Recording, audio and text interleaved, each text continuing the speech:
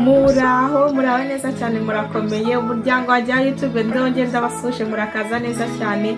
Niba uje hano bwa mbere rero ngiye ni Fanny, hano tuba ku bintu byinshi cyane bitandukanye. Ariko ntaragenda ndagira ngo ngusabe uze kuntuze kwibagirwa gukora subscribe no gukanda kuri ako kantu k'inzogera. Ndabizi neza ko hano uzakora ibintu byinshi cyane bizagufasha. Wowe biragusa, nta kintu na kimwe bigusaba, n'ubuntu, ariko ngiye biraza kumfasha cyane muri algoritme za YouTube. Urabukoze cyane rero, Imana ikumera umugisha. Twagiye nukwanga uyu munsi tugiye kuvuga ibintu bitanu bitangaje igitsina cy'umugore gikora. Yes, twagiye rero. Ikintu cya mbere gitangaje cyane nuko burya igitsina cyacu abagore kiriyoza ubwacyo. Yes, nta mpamvu yo gushyira amasabune mu gitsina cyawe, burya cyo gifite ubushobozi bwo kwiyoza. No kubanga ahubwo gushyiramo amasabune bishobora gutuma nyine bideregra pH y'igitsina cyawe, ibindi bikaba byatuma ahubwo uzana ama infection cyangwa umwuka muri ibintu nk'ibyo byose. No kubango igihe cyose birantangaza iyo ndimo ndabona abantu bamamaza cyangwa bakora ngo amasabune ngo yo koza igitsina, kandi tubizi neza ko cyo cyifitiye ubushobozi bwo kwiyoza. Rero nimba utari ubizi, umunsi ubimenye, igitsina cyacu gifite ubushobozi bwo kwiyoza. Ibintu ushobora gukora ni nka bya bintu dukora kuri ice na biri natirere byo kugira ngo haze kuba hari fresh, haze kwigira gutya kurushaho. Harimo nyine abantu bagurikirana murabizi yaji yacu. None uyu munsi nta nubwo niwe nyiyungurura, nayikoze ejo bundi, imwe ndayungurura indi sinayungurura. Anyways, twakomeje rero. Ni ukuvuga ngo igitsina cyacu ntabwo ugomba kwirirwa ujya gushyiramo amasabune, gifite ubushobozi bwo kwiyoza kigakuramo imyanda. Icyo ngicyo cyari icya mbere. Icya kabiri rero, tukiri mu bushobozi bwo kwiyoza, nuko igitsina cyacu gifite ubushobozi bwo guhindura amabara y'ikintu. No kuvuga ngo hano ngiye guhita mbahereza urugero. Bino bintu ntarabimenya byantesheje umutwe bya hatari. No kuvuga ngo ngira ngo hari ujya ubibona yuko wambara suvetuma hashira iminsi. Ku bantu bamwe bitwara iminsi, hari n'abandi bidatwara iminsi na mike nkanjye. So ugahita utangira kubona intuza ibara ryatangiye kuva. Reka mbereke nk'urugero ahangaha. Ibara ritangira kuvaho, ibara ritangira kuva. Ngiye bwa mbere nagiraga ngo ngura amasuvetuma ya pirate, ndangije nyavaho ntangira kujya kugura amasuve kameme ahenzeho kugira ngo nibaze yuko bitazaba bino bintu. Reka da, mu minsi ibiri ibara rikaba ryavuye. Nkibaza ati bino bintu nibi.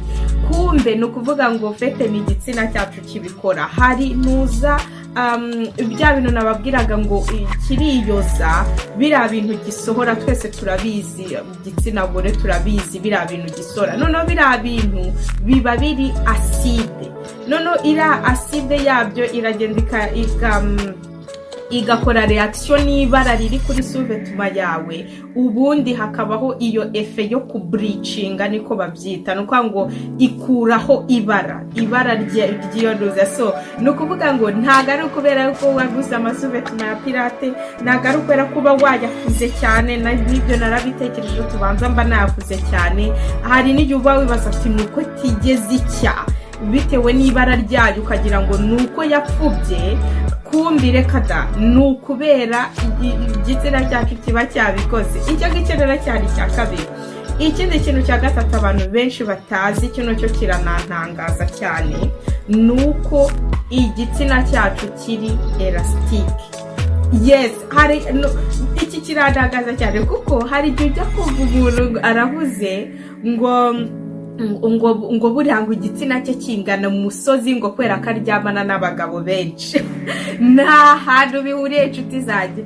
Niyo waryamana n'abagabo 100, ntago bishatse kuvuga ngo igitsina cyawe kiragenda kibe kinini. Nuko igitsina cy'umugore kiri elastike. Niba umuntu muryabanye afite ibintu binini, kirakweduka, kiri buzi kongera gusubira mu mwanya wacyo. Ntabwo kiri bukweduke ngo kigumaho ngo kubera yuko ngufite inuza. Ari ibyo ngibyo, nk'iyo ubyaye umutwe w'umwana wose ugacamo, ubwo wasigara umeze gutyo. So igitsina cyacu gifite ubushobozi bwo gukweduka. hari ibintu bibiri byonyine bishobora gutuma igitsina cy'umugore gikweduka kikaba cyafata iyo forume ntikigaruke mu mwanya wacyo. Ibyo bintu bibiri tuzabivugaho ubutaha turi kumwe n'umuntu twatumiye. Tuzabivugaho ubutaha. Noneho icyo ngicyo cyari icya gatatu. Ntabwo dufite igitsina kiri elastique kirakweduka kigasubira mu mwanya wacyo. Hari ibintu nk'uko nari nabivuze ushobora gukora kugira ngo ukizane neza kurushaho, kuko nituba turi kuvuga kuri ibyo bintu bindi bibiri bishobora gutuma koko kiyongeraho gatoya, ahangaha niho muzahita mubyumva neza. So hari ibintu ushobora gukora nk'uko rero kugira ngo ugarure ubusigi bwawe, niko twabyise. Nimba utarabonye iyo video ndaza kwishyira ahantu uze kuyireba, kandi birakora 100%. Twagiye rero ikindi cya gatatu wabyo cyari kera. Icya gatatu twamaze kukivuga, tugeze ku cya kane. Ni ukuvuga ngo igitsina cyacu igihe uri mu mihango ushobora kuzana gishobora gukora imihango y'utuzeru, turiya tuntu tumeze nk'utubuye. Bino bintu bimbaho bwa mbere nagize ngo ni ikibazo mfite, nagize ni ikibazo cy'imbere mfite yose kukinzana tuno tuntu tw'utubuye mu mihango yanjye. Nyine haba hari amaraso asanzwe, hakaba hari n'ubundi buntu bw'ububuye nyine bw'amaraso, ariko ubona ari amaraso yagiye akora utuntu tw'utubuye. Nimba bino bintu bijya bikubaho, ni ibintu bisanzwe cyane. Ufite ni iyo wicaye, iyo amaraso amaze umwanya mw'imbere, ashobora kugenda akora icyo bita coagulation, agenda nyine yikorera utwo tuntu agenda dukora. Ni ibintu bisanzwe, ni ukuvuga ngo aba yagumyemo imbere ntahita asohoka. Bino bishobora no guterwa na position ufite, bikunda kubaho wenda waryamye mu gitondo ubyutse, cyangwa wari umaze umwanya wicaye, ibintu nk'ibyo, ku buryo nyine atigeze abona uburyo asohoka neza, bikaza gutuma akora ubwo buntu. Nukuvuga ngo ntago bishatse kuvuga ko umuntu wese ubugira biba ari icyo cyabiteye. Nimba uri kubona uri kuva cyane, ariko ukabona harimo harazamo n'ubwo buntu, aho ngaho bishobora kuba ari ikibazo. Ariko ubundi nimba uri kubona ari ibisanzwe, uri kuva bisanzwe, ukabona nabwo burimo, it's okay, nta kibazo. Ni ibintu byibera amahanga, nta kibazo. Icyo ngicyo rero cyari icya kane. Ikintu cya gatanu rero igitsina cyacu nacyo gikora, ni ukuvuga ngo kuba wazana imihango idasa nyine nk'amaraso, nk'uko nari ndi kubivuga hariya, ikaba iri gusa irindi bara. Bino bintu bishobora kuba mu ntangiriro y'imihango yawe cyangwa mu mpera y'imihango yawe. Hari abantu rero bajya bagira bino bintu bakagira ngo hari ikibazo kirimo kiraba kwera icyo atari umutuku nk'ibisanzwe, ariko ibingibi nabyo ni ibintu bisanzwe. Kugira imihango yenda itari imihango, mbese irimo irasa irindi bara ryenda gusa umuhondo ukuntu, abantu byabayeho barahita babyumva, yuko barahita bibuka ibyo bintu ibyo ari byo. Ni ukuvuga ngo bino nabyo ni ibintu bisanzwe.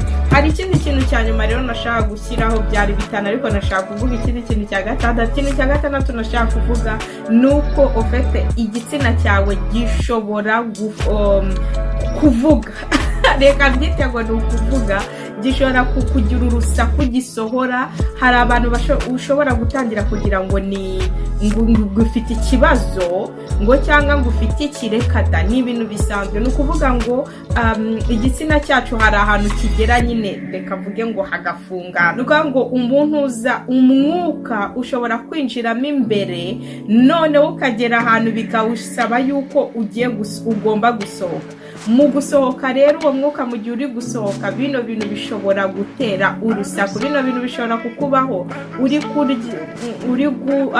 uri kuryamana n'undi muntu, ubundi nyine byakwinjiramo hakaza kuba rwa rusaku. Bishobora kuba uri gukora siporo, bishobora kubaho, mbese ni ibintu bisanzwe. Ni ibintu bisanzwe kuba wakuva urusaku rurimo rurasohoka hariya hantu. So noneho rero niba iyi video ubona hari ikintu yagufashije, ntuze kwibagirwa gushyiraho kano kantu ka like ka eme. Noneho kandi nimba ubona hari n'umuntu ishobora kugira ikintu ufasha, ntuze kwibagirwa kuyimusharingira.